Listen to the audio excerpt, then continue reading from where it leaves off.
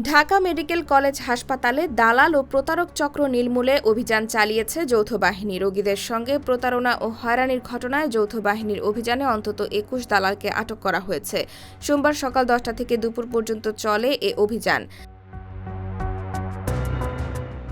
অভিযানে নেতৃত্ব দেন ঢাকা জেলার সিনিয়র সহকারী কমিশনার ও নির্বাহী ম্যাজিস্ট্রেট আফরিন জাহান। এ সময় কয়েকজনকে বিভিন্ন মেয়াদে কারাদণ্ড ও ৩,০০০ টাকা জরিমানা করা হয়। নির্বাহী ম্যাজিস্ট্রেট আফরিন জাহান বলেন, তাদের কাছে দীর্ঘদিন ধরে অভিযোগ আসছে ঢাকা মেডিকেলের দালাল চক্রের বিষয়ে।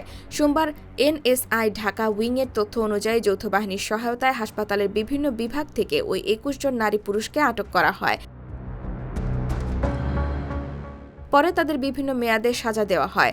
ঢাকা মেডিকেল কলেজ হাসপাতালের পরিচালক ব্রিগেডিয়ার জেনারেল মোহাম্মদ আসাদুজ্জামান বলেন, দালাল চক্র নির্মূল এটি নিয়মিত অভিযান। এখন থেকে এই অভিযান সবসময় চলমান থাকবে। আমরা চাই দালাল মুক্ত হাসপাতাল। এখানে চিকিৎসা নিতে এসে কোনো রোগী যেন প্রতারণার ফাঁদে না পড়েন। এই বিষয়টা লক্ষ্য রেখেই অভিযান অব্যাহত থাকবে। IBTV USA, new York.